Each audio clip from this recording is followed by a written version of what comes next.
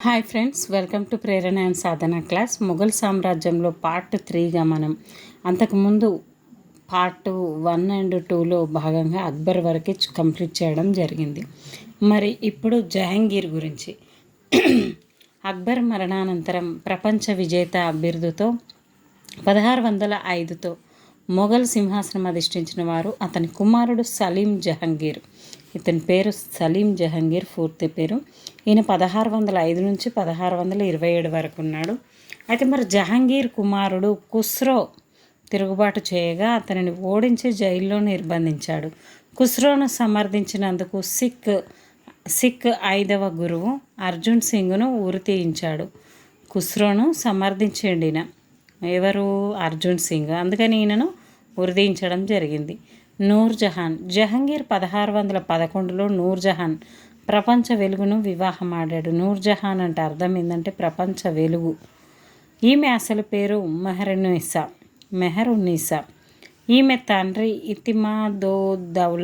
ఇతిమాదుద్దౌలా అయితే ఫియాన్ బేగ్ను ముఖ్య దివాన్గా నియమించుకున్నాడు. జహాంగీర్తో నూర్జహాన్ వివాహం తర్వాత ఇతర కుటుంబ సభ్యులు, బంధువులు కూడా ప్రయోజనం పొందారు. నూర్జహాన్ జ్యేష్ఠ సోదరుడు అసఫ్ఘన్ సమన్ అంతఃపుర వ్యవహారాలుగా నియమింపబడ్డాడు. అసఫ్ ఖాన్ కూతురు అర్ధమంద్ బాను బేగం ముంతాజ్ను జహాంగీర్ 3వ కుమారుడు. అయితే వీళ్ళకి 3వ కుమారుడు పుట్టిండు జహాంగీర్. అయితే ఖుర్రం అంటే షాజహాన్ను వివాహం ఆడాడు. నూర్జహాన్ వీరందరితో ఒక వర్గాన్ని ఏర్పాటు చేసిందని కొందరు ఆధునిక చరిత్రకారులు అభిప్రాయపడ్డారు. నూర్జహాన్ వ్యతిరేకులు మరొక వర్గాన్ని ఏర్పాటు చేశారు.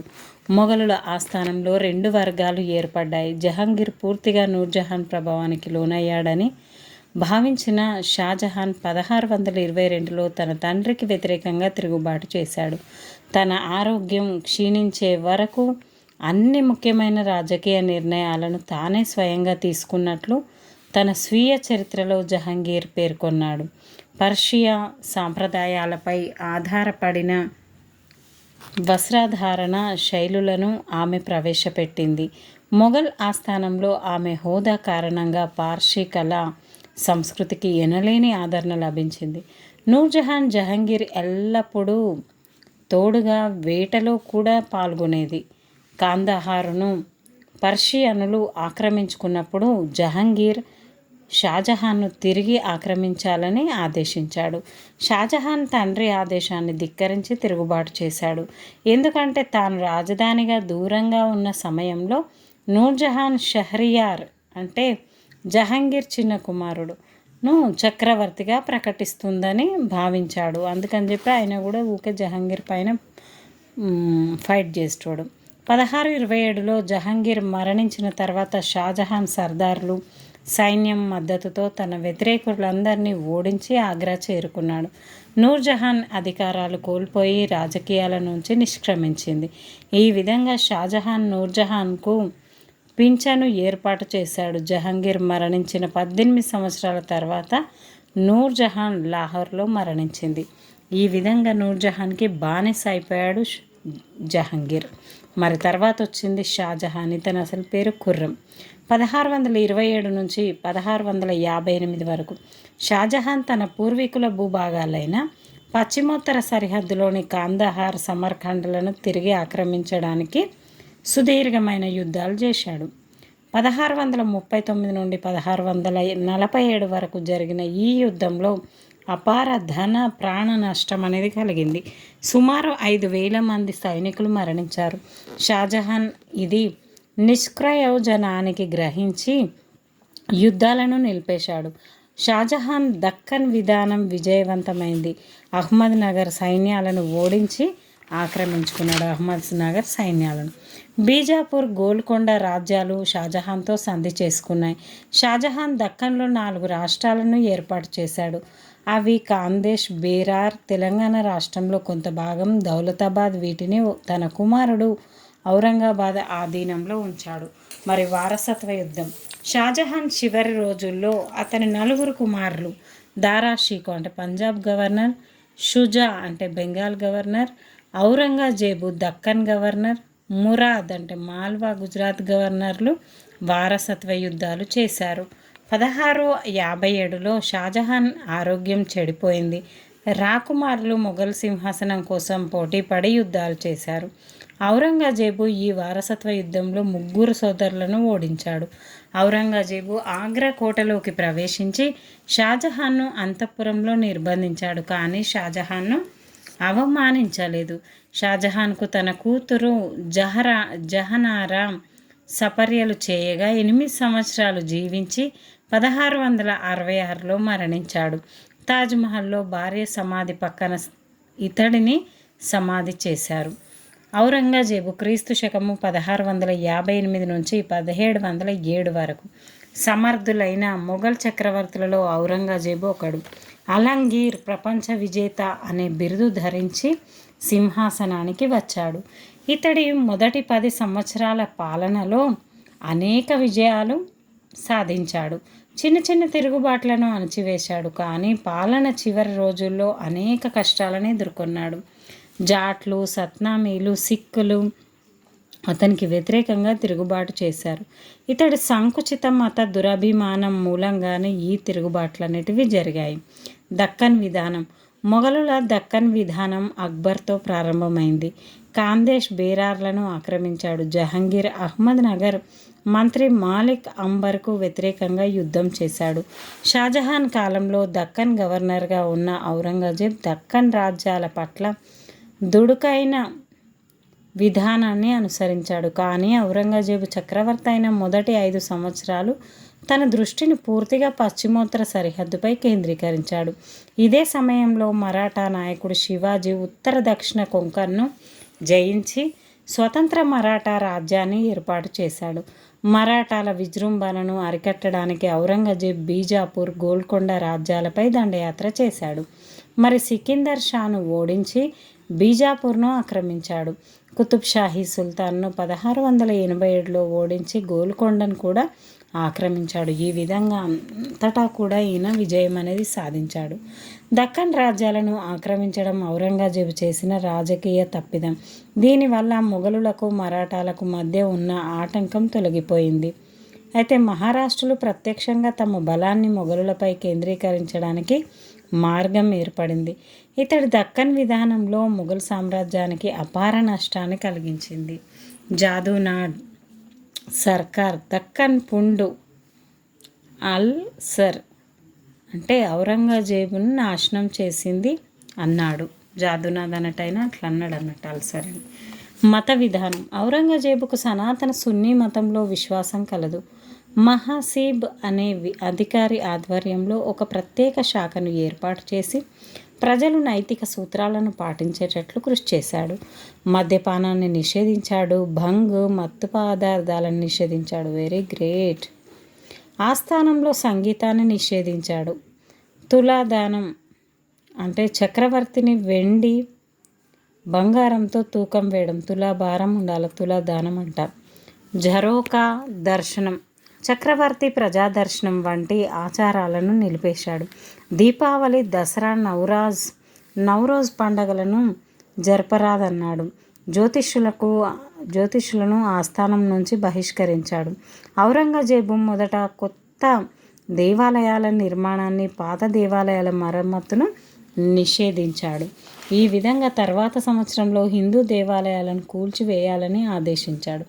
మధుర, బెనారస్లోని దేవాలయాలు కూల్చివేయబడ్డాయి. ఔరంగజేబ్ 1679లో జిజియా పన్ను, తీర్థయాత్రల పన్నును తిరిగి విధించాడు. మహమ్మదీయులలోని ఇతర శాఖల వారిపై కూడా మత వ్యతిరేకతను ప్రదర్శించాడు.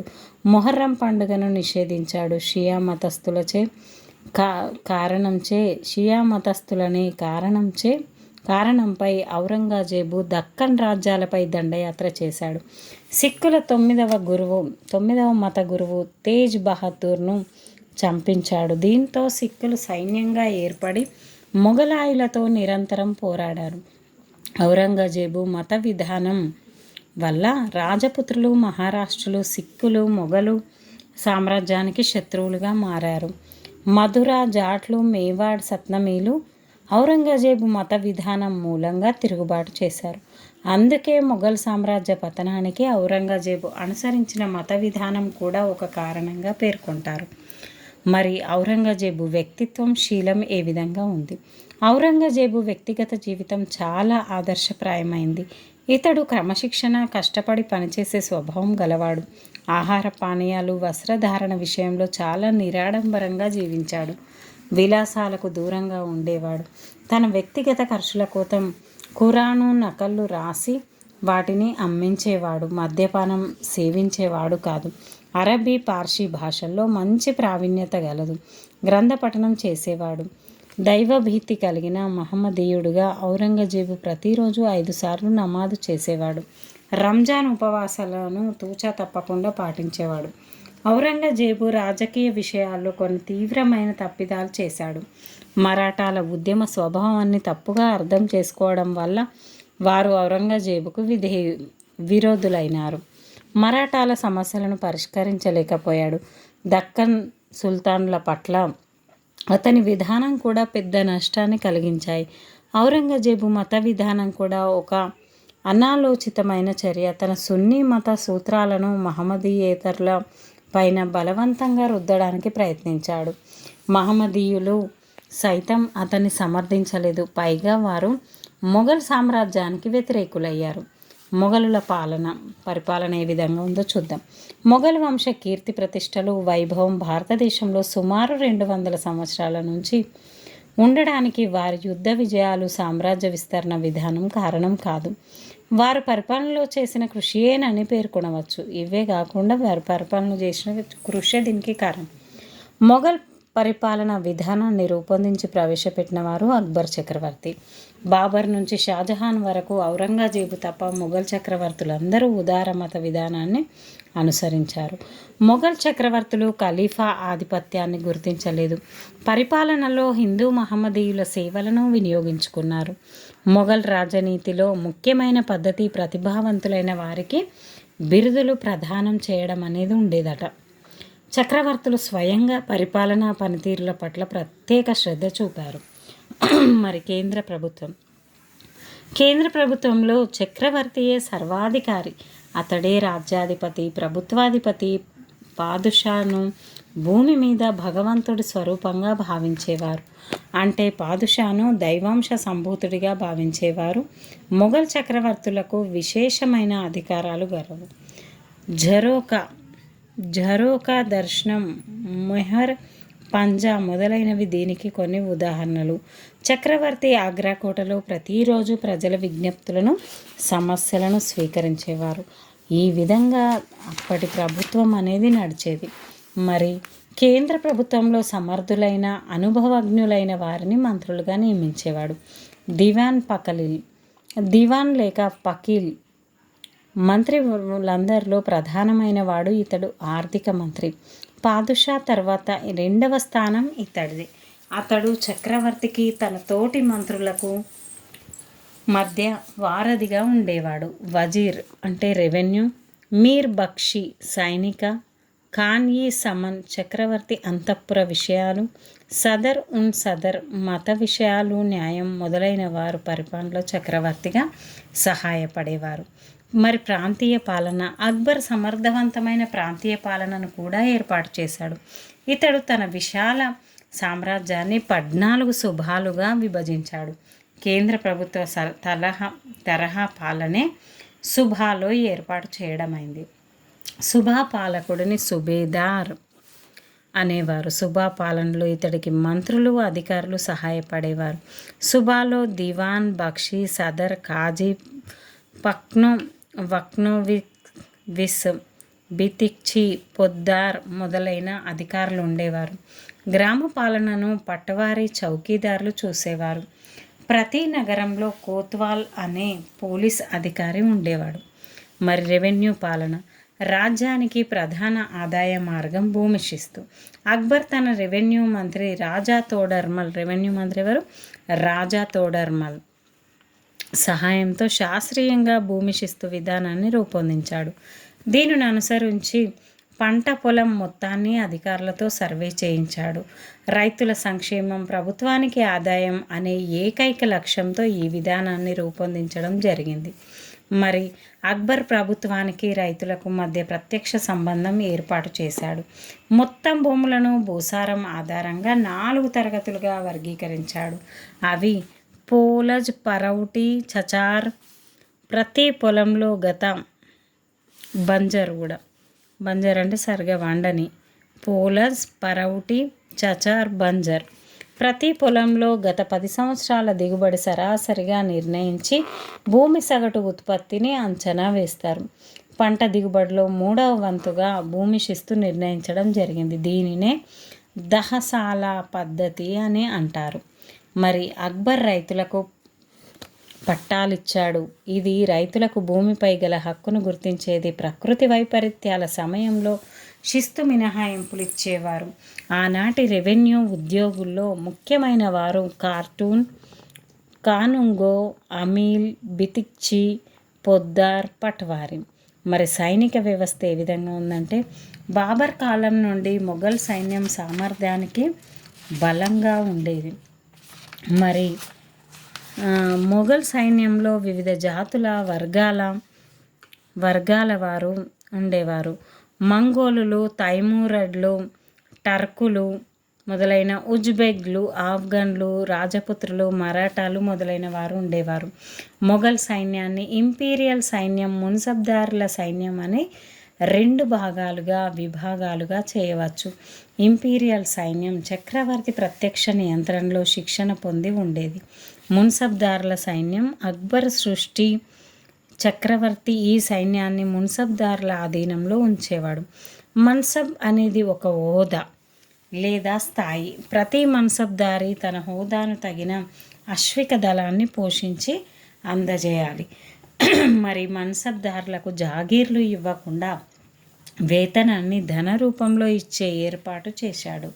మన్సబ్దారులలో 10 నుంచి 10,000 అశ్వాలను పోషించే 33 తరగతుల వారు ఉండేవారు. దాగ్ వెస్రో పద్ధతి. అక్బర్ సైనికుల మోసం చేయకుండా దాగ్ చెహ్రా పద్ధతిని ప్రవేశపెట్టాడు. దాగ్ అంటే గుర్రంపై రాజముద్ర వేయడం. చెహ్రా అంటే సైనికుల గుర్తింపు చిహ్నాలను పట్టీలలో ఎక్కించే పద్ధతి. అంటే మన్సబ్దారీ విధానం. మొఘలుల విజయానికి మన్సబ్దారీ విధానం కూడా తోడ్పడింది. మొఘల్ సైనిక విధానంలో మన్సబ్దారీ విధానంగా పేరు పొందింది. మన్సబ్ అంటే హోదా లేదా ఉద్యోగం. సామర్థ్యం ఆధారంగా చక్రవర్తి మన్సబ్దారులను నియమించేవాడు. మన్సబ్దారీ విధానం యొక్క ముఖ్య లక్షణాలు. మన్సబ్దార్ ప్రధానంగా ఒక మిలిటరీ అధికారి. ఈయనెవరట?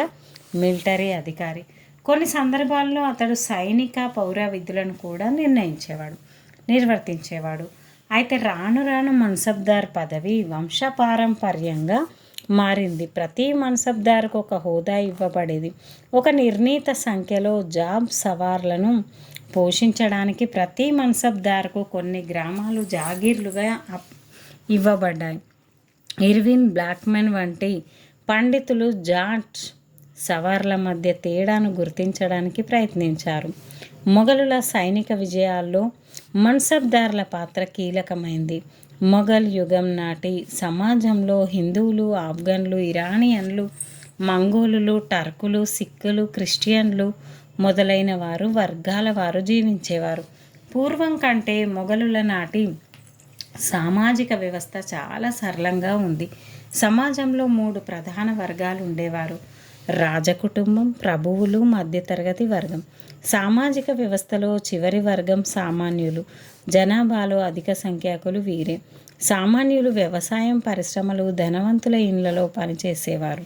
హిందువులు, మహమ్మదీయులు ఇద్దరికీ జ్యోతిష్యం, శకునాలలో విశ్వాసం కలదు. బాల్య వివాహాలు, సతీ సహగమనం, వరకట్నం, బహుభార్యత్వం మొదలైనవి ఆనాటి సామాజిక దురాచారాలు. మరి ఆనాటి ముఖ్యమైన పండుగలు నౌరోజ్, రంజాన్, షబ్బే బరాత్, దసరా, హోలీ, దివాళీ మొదలైనవి. హిందూ ముస్లిం పండుగలతో పాటు పాదుషా జన్మదినాన్ని కూడా జరుపుకునేవారు. ప్రభువులు, రాజకుటుంబకుల సరదా కోసం ప్రత్యేక దుకాణ మేళాలను నిర్వహించేవారు. వీటిని సుమా బజార్లు, ఖుషీ బజార్లు అని పిలిచేవారు. మరి మొఘలుల నాటి ఆర్థిక వ్యవస్థ. మొఘలుల కాలంలో దేశం ఆర్థికంగా చాలా పరిపుష్టిగా ఉండేది. వ్యవసాయం, వాణిజ్యం, చేతి వృత్తులు ఉన్నత స్థితిలో ఉండేవి. వ్యవసాయం, వాణిజ్యాభివృద్ధి కోసం మొఘలులు అనేక చర్యలు తీసుకున్నారు. ఆహార ధాన్యాల పంటలను, వాణిజ్య పంటలను ప్రోత్సహించారు. బెంగాల్, బీహార్, ఉత్తరప్రదేశ్లు చెరకు పంటకు, బెంగాల్, గుజరాత్, దక్కన్లు పత్తి సాగుకు పేరుగాంచాయి.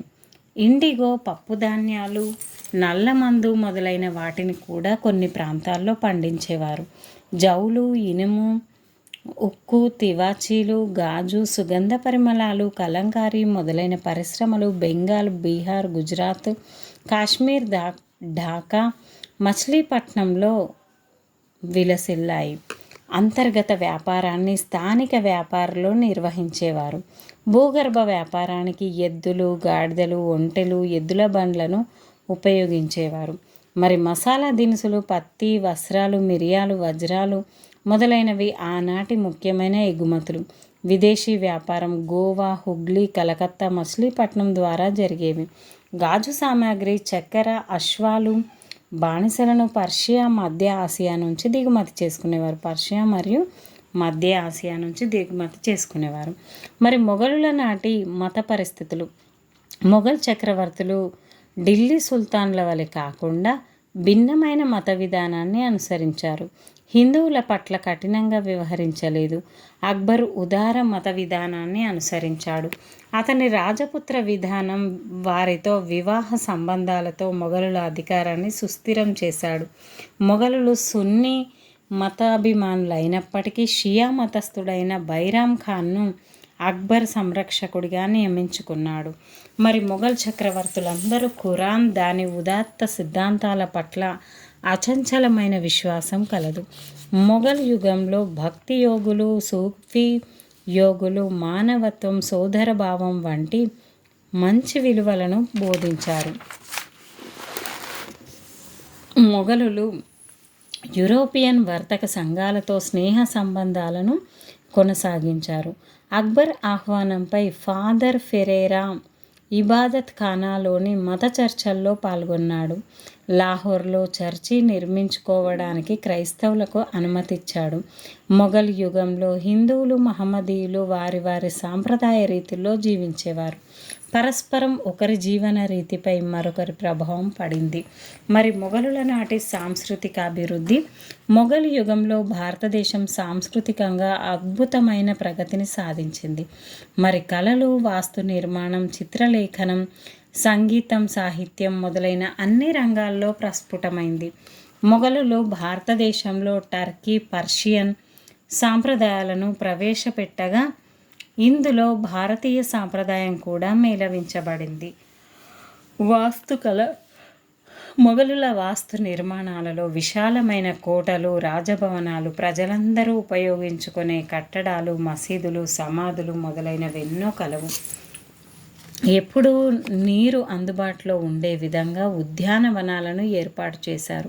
కాశ్మీర్లోని నిషాద్ త్యాగో, లాహోర్లోని షాలిమార్, పంజాబ్లోని పింజోర్ ఉద్యానవనం మొదలైన మొఘలులు ఉద్యానవనాలు నేటికి కూడా సజీవంగా ఉన్నాయి. ఇక్కడెక్కడ కాశ్మీరు, లాహోరు, షాలిమార్ పంజాబ్లలో. షేర్షా బీహార్లోని ససారాం వద్ద తన కోసం నిర్మించుకున్న సమాధి, ఢిల్లీలోని పురాణా కిలాలోని మసీదు మధ్యగా వాస్తు కళారంగంలో అద్భుతాలుగా పరిగణించబడ్డాయి. అక్బర్ కాలం నుంచి పెద్ద ఎత్తున భవనాల నిర్మాణం ప్రారంభమైంది.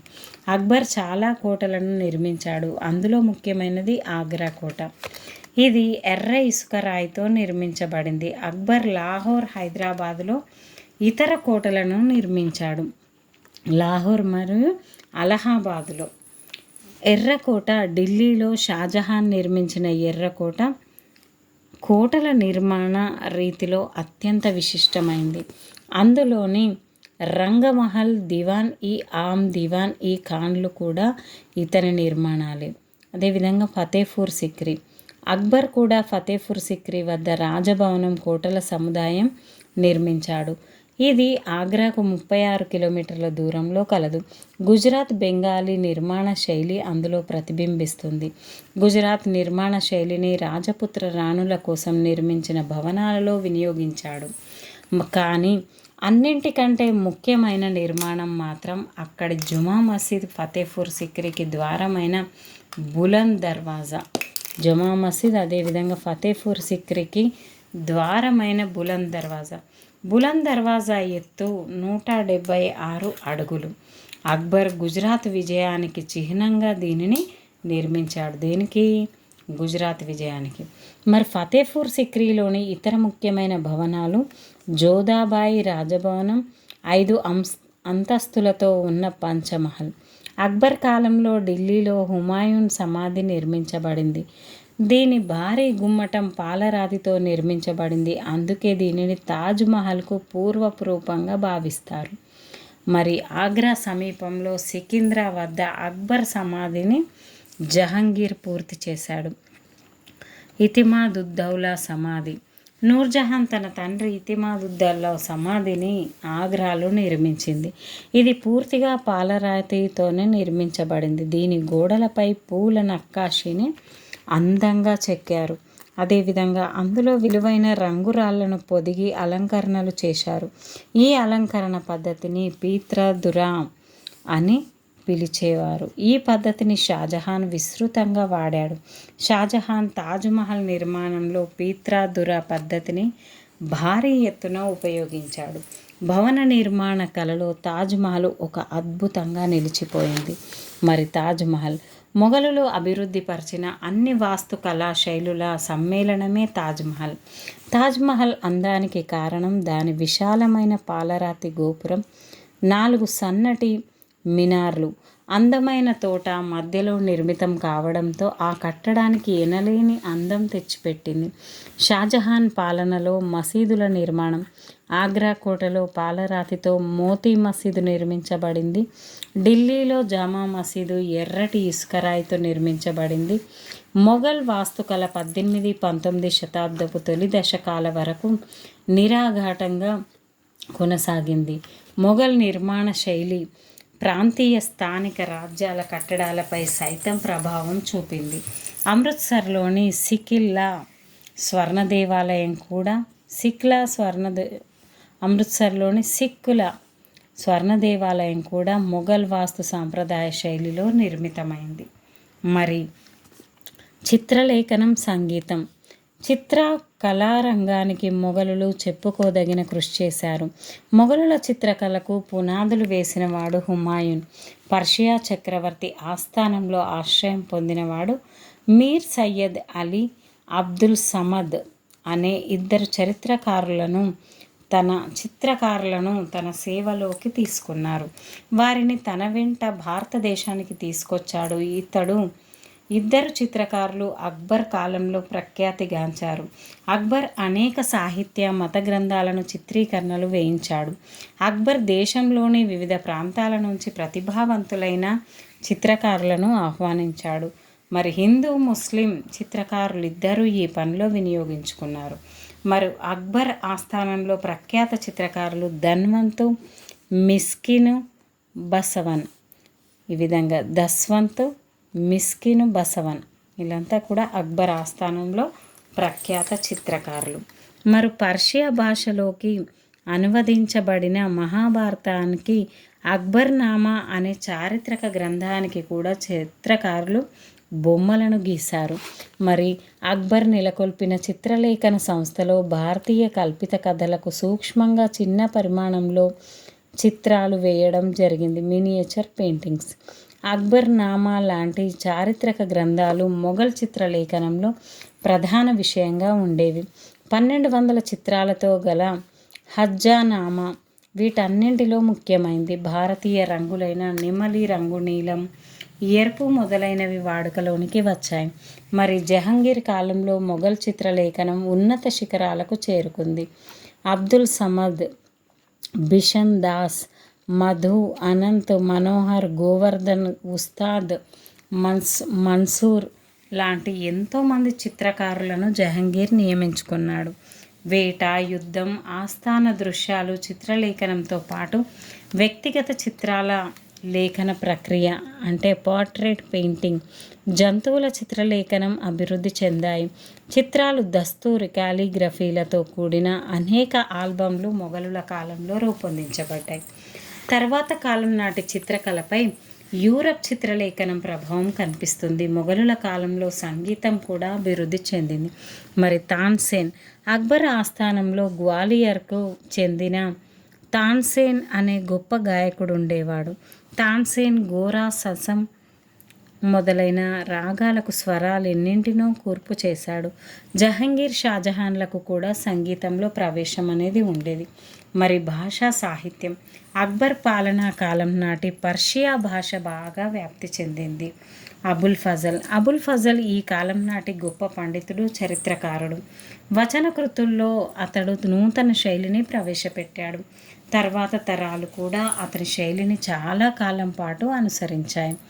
ఆ కాలంలో ఎన్నో చారిత్రక గ్రంథాలు రాయబడ్డాయి. ఈ విధంగా అబుల్ ఫజల్ రచనలు ఐన్ ఈ అక్బరీ, అక్బర్నామా, అబుల్ ఫజల్ సోదరుడు అబుల్ ఫైజీ ప్రముఖ కవిగా పేరుగాంచాడు. మరి అతడి పర్యవేక్షణలో మహాభారతం పర్షియాలోకి అనువదించబడింది. అబుల్ రహీం ఖాన్ ఉన్నత శైలిలో భక్తి కవిత్వాన్ని రచించాడు. ఆనాటి గొప్ప పర్షియన్ కవులు హుత్బీ, నాసిరి, జహంగీర్ ఆత్మకథ తుజ్హీ జహంగీరీ రచనా శైలిలో ప్రముఖమైంది. గియాబ్ బేగ్, నఖీబ్ ఖాన్, నయాముతుల్లా లాంటి అనేక మంది పండితులను జహంగీర్ ఆదరించాడు. ఈ విధంగా అబ్దుల్ హమీద్ లాహోరీ, ఇనామత్ ఖాన్ వంటి రచయితలు, చరిత్రకారులను షాజహాన్ ఆదరించాడు. అబ్దుల్ హమీద్ లాహోరీ పాదుషా నామాను, ఇనామత్ ఖాన్ షాజహాన్ నామాను రచించారు. షాజహాన్ కుమారుడు దారా షీకో అంటే భగవద్గీత, ఉపనిషత్తులను పర్షియా భాషలోనికి అనువదించాడు. ఔరంగజేబు కాలంలో కూడా చాలా చారిత్రక గ్రంథాలు రాయబడ్డాయి. పార్సీ భాషలోనున్న ప్రముఖ పదకోశాలన్నీ మొఘలుల కాలంలో సంకలనం చేయబడ్డాయి. ఈ విధంగా పార్సీ భాషలోనున్న ప్రముఖ పదకోశాలన్నీ కూడా చేంజ్ అవ్వడం జరిగింది. ఏ కాలం సంకలనం చేయబడ్డాయి. మరి మొఘలు యుగంలో బెంగాల్, ఒడియా, హిందీ, రాజస్థానీ, గుజరాతీ మొదలైన ప్రాంతీయ భాషలు అభివృద్ధి చెందాయి. భక్తిపూర్వక గ్రంథాలు, ముఖ్యంగా రామాయణ, మహాభారతం లాంటి గ్రంథాలు ప్రాంతీయ భాషల్లోకి అనువదించబడ్డాయి. అక్బర్ కాలం నుంచి హిందీ కవులు, పండితులు మరియు ఆదరణ పొందారు. ఈ విధంగా తులసీదాసు చాలా గొప్పవాడు. ఇతడు రామాయణాన్ని హిందీ భాషలో రామచరితమానస్ పేరుతో రాచాడు. మరి మొఘల్ సామ్రాజ్య పతనం. బాబర్ 1526లో మొఘలు